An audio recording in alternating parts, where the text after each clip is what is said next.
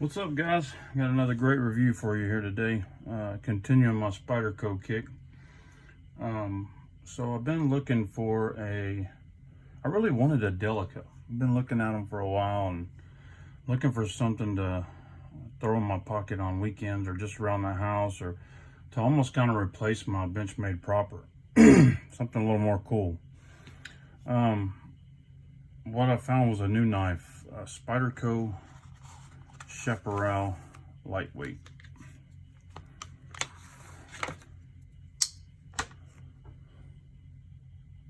I love that gray FRN. Some of their models, the gray represents what knife steel it is, unfortunately. So let's put it up against the knife that I actually got it to replace, the Benchmade Proper. The Benchmade Proper may have a little bit more cutting edge, but that's not hugely important to me. The Benchmade Proper is S30V. This is my favorite steel, CTX XHP. Let's look up against one of my other little knives. This is what I call my little nice knife. I got this to carry places a little more harder use than what I would use this, because I don't want to beat this knife up. It's a really cool knife. It's one of my collector pieces. So another knife I throw in my pocket quite a bit is the Damn Designs Oni. Really love that little knife. Anyway, it kind of falls in that category. There's another Spyderco Sleesh Bowie. Made at the same factory, the Taichung factory. So it's CTS XHP. Has a super thin blade stock. That it's not hugely appealing to me. I like a little thicker blade stock. I'm not worried about it being, slicey. I'm not slicing tomatoes paper thin. But on the other note, I do appreciate it when I need it. And the lightweight of this thing, oh my God. I mean, it just doesn't even feel like a real knife. Fiberglass reinforced nylon it just feels great in hand. This thing has superb ergos. Just fantastic. Anything out of Spyderco Taichung, it's just not going to let you down. The wire clip works perfect in this instance. Let's check out some measurements. So the blade is coming in just under 3 inches. It'll be legal a lot of places. 3.5 on the handle scales, 6.5 total. So if you look at the footprint, it's not a whole lot different than the Techno 2. It's just the blade's a little bit longer. Probably have a little more cutting edge on the Techno 2.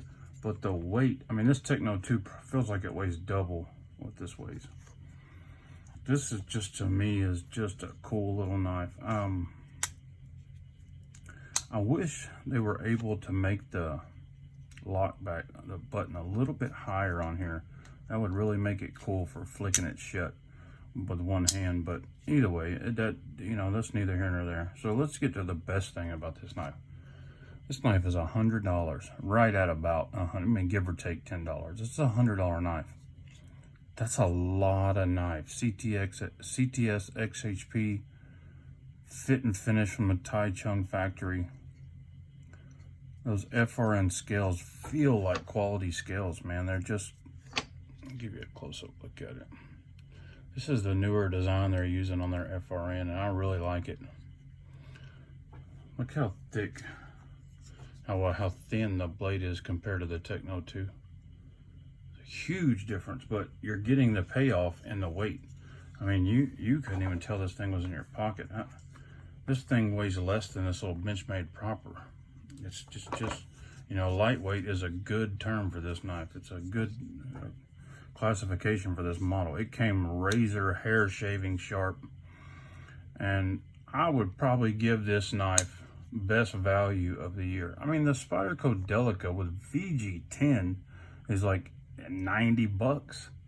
I mean, for another $10, you get double the knife. I think this thing has, I guess it has liners in it. But anyway, just kind of an overview. I just wanted to show you. I'll be carrying this for the next week for sure, probably even longer. I'm just really impressed with it. It'd be nice if they could get the compression lock in this in a knife this thin, but I don't think that could happen. Probably going to be looking at the Sage 5 lightweight next. I'm really liking the lightweight. I love these FRN scales. There's nothing cheap about them. I mean, they bring the cost of the knife down, but man, I don't think you give up anything. I think I'd rather have this than G10, to be honest with you. I've become a pretty big Spyderco fan. I've always been a Spyderco fan, even before I was a collector.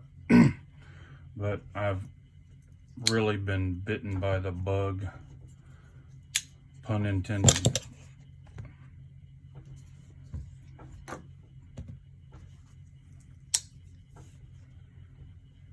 So yeah, I've gotten a couple here lately.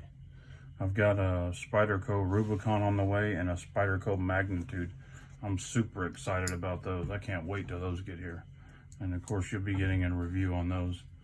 I had a very, very generous person in my group sell them to me. I believe one of them I bought for under original retail, and one of them I think was at retail or even maybe a little under, but it was very generous of him. I asked anybody have one for sale, and he didn't really have one for sale, but he sold it to me anyway, and I appreciate it. I've had a few people do that for me, and I'm extremely grateful for that. I know a lot of these knives you just can't get anymore without paying a bunch of money, and not many of us are in a position to pay double what a knife is worth. I got a little crazy with the Spyderco sleeves, but even that guy was extremely generous. I did not pay what they're selling for, and I'm grateful for that too. Anyway, you guys have a great day. Enjoy being a part of this community, and glad for all of you. God bless you and your families. Have a great day. Bye.